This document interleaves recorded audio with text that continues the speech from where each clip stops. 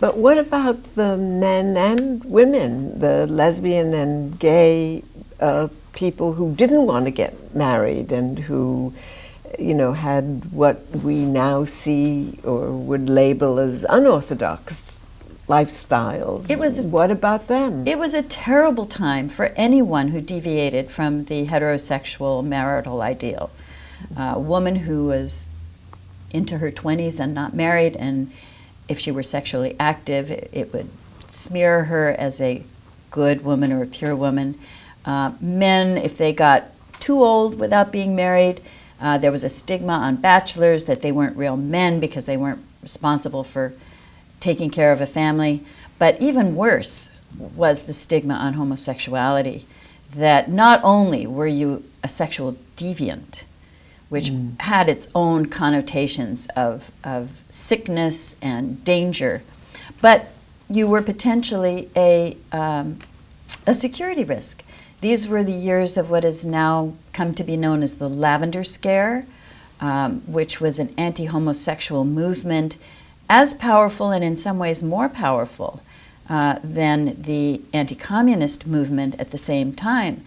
Tell us something about the Lavender scare. When did it begin? And in some ways, the Lavender scare actually began during World War II with an effort to remove gay men and lesbians from the armed services. It was entirely unsuccessful.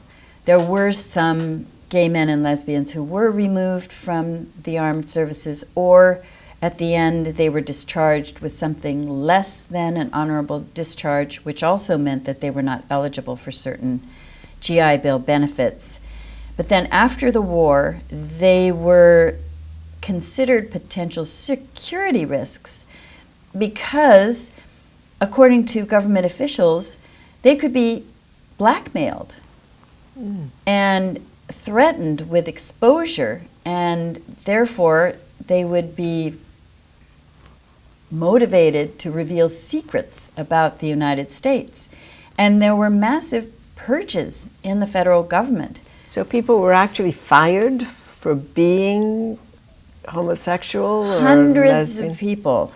of people lost government jobs either for being gay or lesbian or for being suspected of gay or lesbian activities or tendencies. To be suspected was enough to just...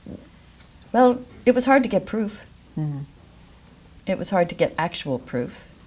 So just to sort of, again, create the circle, are we saying that there's a connection between the firing of non-heterosexually visible couples? Because I would suspect that a lot of gay and lesbian couples masqueraded as married. They did. In order to...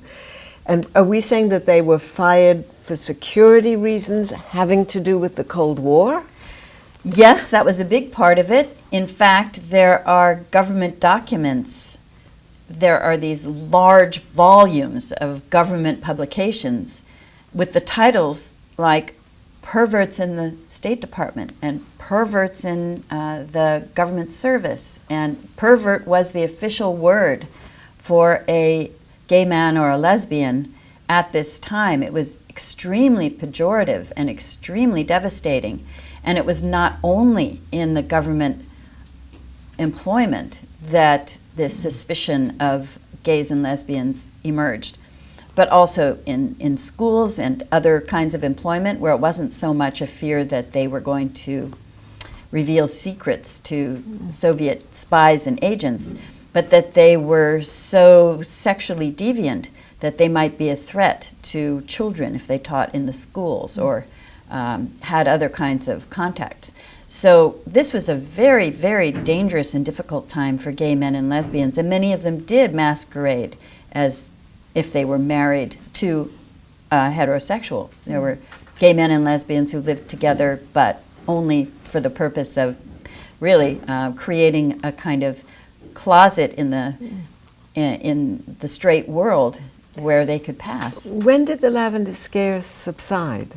Well, it really subsided, the Lavender scare, along with the anti-communist crusade and McCarthyism, the Red Scare after World War II, all of those movements, you could say, those crusades, began to decline with the increasing power of the social movements of the 1960s. Feminism, gay rights, the anti-war movement, at the same time that some of the pieces of the Cold War ideology were being challenged by the social movements that were erupting in the 60s, 70s, and on into the 80s, began to erode at least the official persecution of gays and lesbians and others who were seen to be deviant at the time.